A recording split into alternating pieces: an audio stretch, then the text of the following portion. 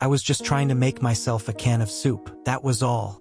Something warm, something to stop my stomach from twisting like a rope. But the second I lifted the bowl, my mother stumbled into the kitchen, drunk, angry, the same combination she wore like perfume, and she smacked the bowl right out of my hands. Soup splashed across the floor, across my socks, across the one small thing I had been looking forward to that day. "Pick it up," she screamed. Her voice hit me harder than her hand ever had, but I already knew the drill. I dropped to my knees, grabbing old towels from under the sink and pressing them into the mess. As I scrubbed, I glanced at the living room. My father looked down at me, just looked. No attempt to help, no attempt to stop her. He just sighed, took his coat, and walked outside like leaving was easier than speaking. God, I hated them, both of them. And what hurt most is that everyone else in town knew exactly what they were. I grew up with whispers, rumors, kids repeating what they heard at home. My mother was the drunk who stripped in bars. My father was the lazy mechanic who couldn't hold a job. And I was the kid unlucky enough to belong to them. Dan the Giant. Yeah, that's what we called him. Announced to the whole class once that my mom was a no-good whore. I swung at him before my brain even caught up. He hit me back twice as hard. The principal pretended it never happened. That was the thing about Asher. Everyone avoided conflict, but somehow lived inside it every single day. When the floor was finally clean, I put the soaked towels in the basement and stood there for a moment, feeling the hunger burn inside me. That soup was the last real thing to eat in the house. No one shopped anymore. Food simply appeared or disappeared, depending on who stole it first. I searched the cabinets anyway, desperate, opening and closing doors as if something would magically appear if I looked hard enough.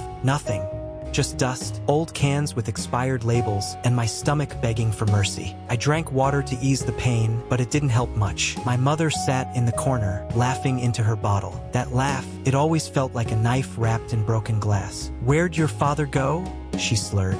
"I don't know," I muttered. "One day I'm gonna leave this earth, and then what are you gonna do? Huh? You're just like your father. Small, weak, pitiful." She snorted. "Didn't want you, didn't ask for you, but he made me keep you. Biggest mistake I ever made." "Stop," I whispered. She heard me. She always heard the things she wasn't supposed to. Or what? Her voice sharpened. The door creaked, my father returning. He took one look at her, then escaped upstairs like a coward running from rain. Something inside me snapped. "The kids in town say you're a whore," I yelled. She jumped to her feet so fast the bottle clattered across the floor. "What did you just call me?" "They say you're a dirty whore." The drawer opened. The knife flashed in her hand. "You piece of shit," she snarled, waving it at me. "How do you think I pay for this place? Your father hasn't worked in months. He's useless. And you're just like him." She was shaking, drunk, furious, unpredictable. "Get out," she screamed. "Get out of my house." I didn't think. I grabbed my backpack and ran. I ran until my lungs burned and my vision blurred. Down the street,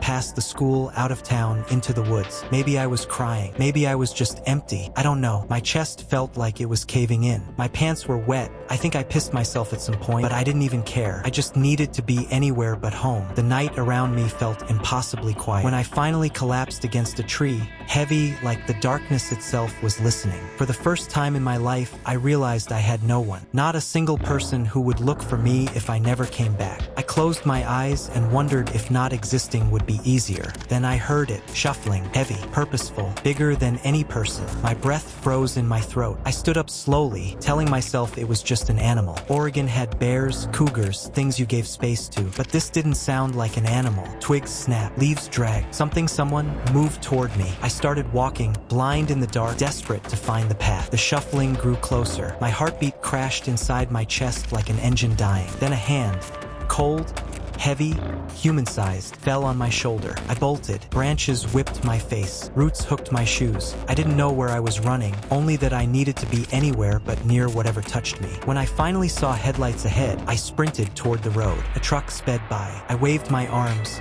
screaming. It didn't stop. I threw a rock, stupid, panic, and it cracked a window. The truck squealed to a stop and backed up. A man stepped out, big, beard matted with grease, red plaid shirt. "What the hell are you doing, you little shit? There's something out there," I cried. "I don't care," he roared, grabbing my shirt. "You better hope your parents can pay for that window or I'll cut off your balls myself." His hand wrapped around my throat. His breath smelled like rotten cheese and beer. Before he could hit me, he was yanked away, dragged. His nails scraped across my arm as something pulled him into the dark. "Kid, get the gun in my truck." His voice face was wet, blood bubbling, bones cracked, something snarled. I ran to the truck, shaking, grabbed the revolver under the seat, and turned on his phone's flashlight. The man disappeared into the woods, screaming until his voice abruptly ended. I slammed myself inside the truck and locked the doors. I didn't know how to drive, but I tried. The car wouldn't move. Something was holding it. Something behind us. I scrambled out and ran. The phone slipped from my hand when something smacked it, shattering it on a rock. I stopped in the middle of the trees and felt it. The thing circling me, breathing,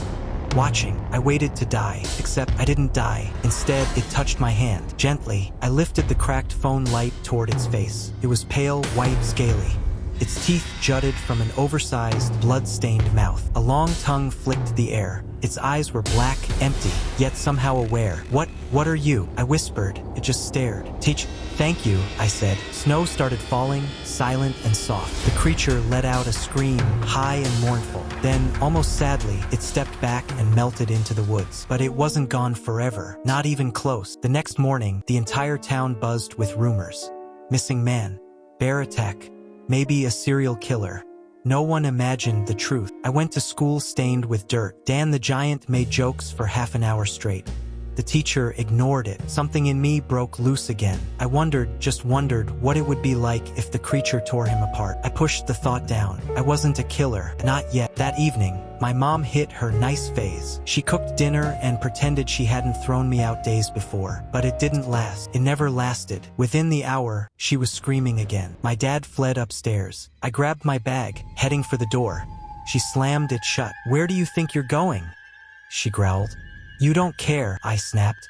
She grabbed my throat. "Everything is your fault." Her nails dug into my skin. I was seconds from passing out. Then glass exploded. Something crashed through the window. Creature. It moved like a shadow with bones. It hit my mother first, sending her flying across the room. My father ran for his gun, but creature slashed his ankles, dropping him. Then it stepped on him hard until he burst beneath its foot. My mother tried to crawl away. "Take him!" she screamed, pointing at me. "Take him, please." Creature snapped her neck. Silence fell like snow. I stared at their bodies, the people who raised me, the people who hurt me, the people who taught me what love wasn't. And I felt nothing, absolutely nothing. Creature looked at me. I reached out and took its hand. We left together. We found an old Santa costume in a trash pile behind the church. I put the jacket on Creature, adjusted the hat over its bony head. It looked ridiculous. It looked perfect. "Santa," I whispered. Santa nodded. And that night, Santa came to Asher. We started with the neighbors. Their screams echoed through the snowy streets. Creature ripped, tore, devoured. Blood splattered across Christmas lights and ornaments, turning everything festive and red. By the time we reached Dan's house, I was almost smiling. Dan's father died fast. His mother didn't. But Dan saw everything. Creature grabbed him piece by piece. I watched. I didn't blink. When Creature offered me an eyeball, I didn't even flinch. I didn't eat it, but I didn't look away either. By dawn, the town was a graveyard. Creature walked me back to the edge of the forest. Its coal-black eyes met mine for a final moment. I knew it was goodbye. No words, no sound, just understanding. Then it vanished into the dark. And again, I felt nothing. The world was horrified by the massacre. News vans, police, helicopters, all for the little town of Asher. The only survivor was a 14-year-old boy, me. And when they asked what happened, I told the truth. I told them Santa Claus came to town. And this time, he didn't leave gifts. He left justice.